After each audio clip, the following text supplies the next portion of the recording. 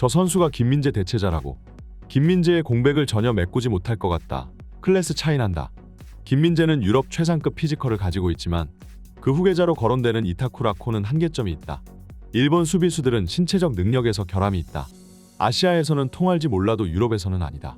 현재 나폴리 팬들의 솔직한 반응에 일본 축구 팬들이 자존심이 상하고 있습니다.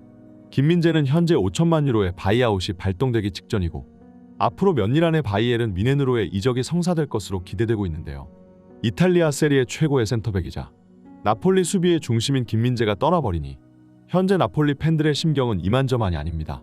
심지어 나폴리의 리그 우승을 이끌었던 스팔레티 감독마저 지휘봉을 내려놓고 안식일을 가질 것을 선언해 나폴리는 하루아침에 자신들의 핵심 인물 2명을 잃게 생겼는데요. 나폴리 구단주 데 라우렌티스는 흉흉한 팬들의 민심을 달래주기 위해 팀에서 이탈되는 선수들의 공백을 메꿀 뛰어난 자원들을 데려오겠다고 약속하였고 지금도 나폴리 스카우터 부서는 밤낮으로 일하며 김민재의 대체자를 찾는 데 열중하고 있습니다. 그리고 나폴리는 김민재를 대체할 완벽한 수비수를 찾아냈다고 자신했는데요. 그것이 바로 현재 분데스리가의 메넨글라트바흐에서 뛰고 있는 일본 출신의 센터백 이타쿠라 코입니다. 이타쿠라 코의 에이전트도 나폴리의 관심을 환영하며 선수 본인도 세리에서의 도전을 원하고 있다고 밝혔는데요.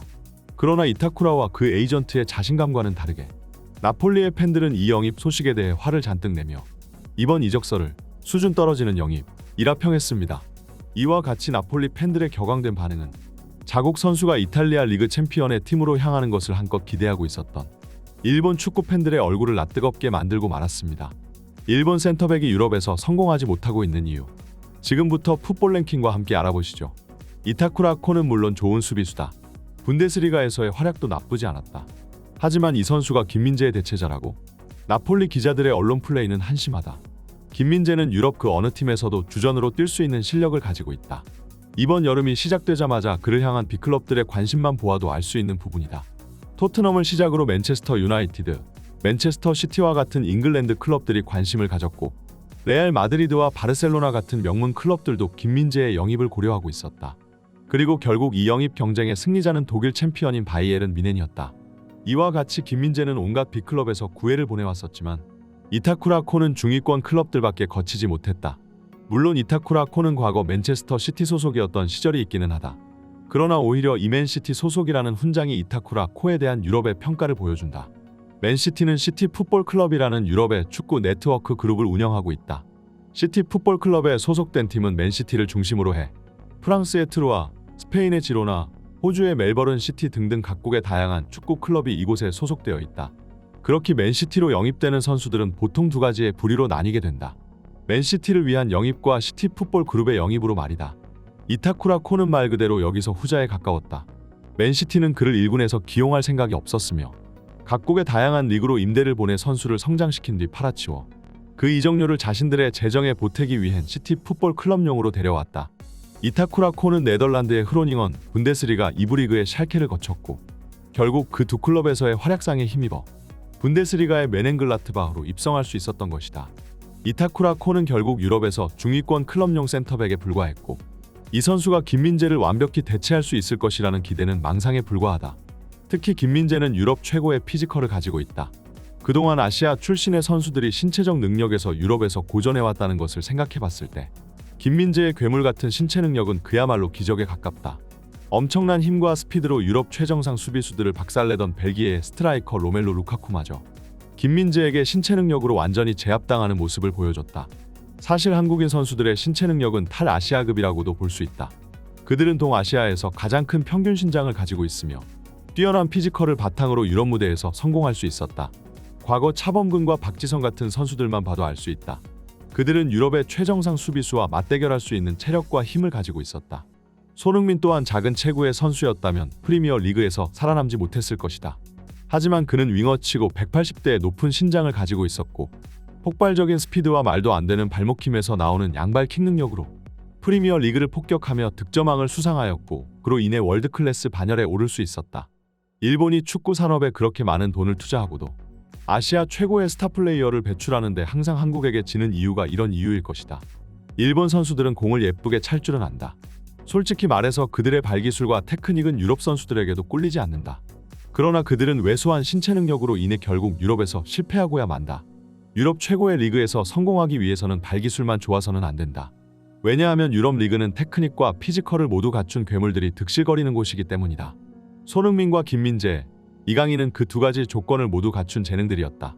그렇기 때문에 토트넘, 바이에른 뮌헨, 파리 생제르맹으로 향할 수 있었던 것이다.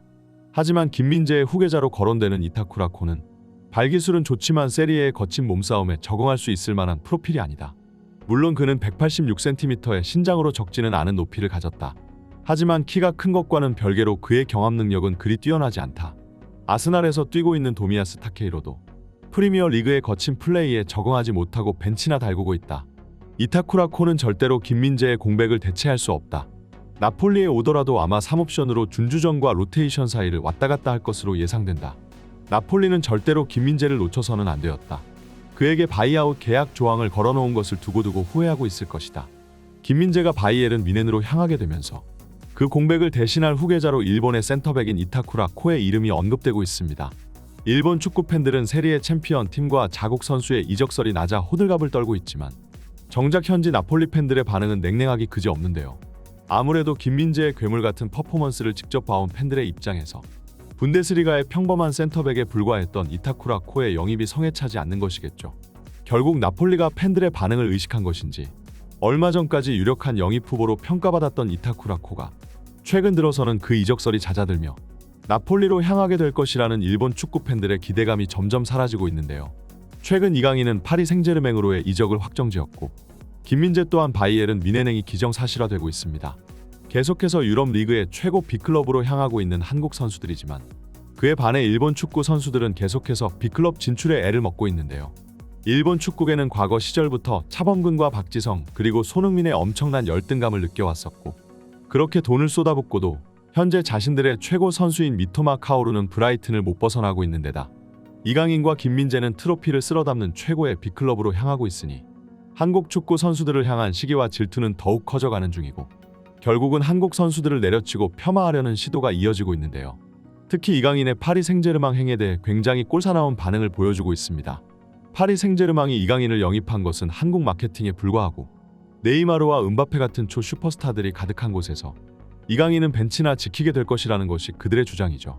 그러나 일본 팬들의 기대와는 다르게 파리 생제르맹은 이강인을 주전으로 생각하고 데려왔으며 이미 파리 생제르맹의 수많은 전담 기자들이 직접 기사를 통해 이를 증명하였는데요. 사실 진짜 벤치 걱정을 해야 할 것은 다름 아닌 아스날의 도미아스 타케히로가 아닐까 싶네요. 김민재가 이미 유럽 최정상급 센터백인 건 부정할 수 없는 사실이고 이강인 또한 누가 뭐래도 현재 유럽 최고의 재능들 중 하나입니다. 이들이 아시아형 마케팅이라고 주장하는 것은 그야말로 꼴사나운 질투에 불과하죠. 다음 시즌 손흥민과 김민재 그리고 이강인 선수의 유럽 활약을 기대하면서 이번 영상을 여기서 마치겠습니다. 이번 소식은 여기까지입니다. 좋아요와 구독은 제작자에게 큰 힘이 됩니다. 풋볼 랭킹이었습니다. 감사합니다.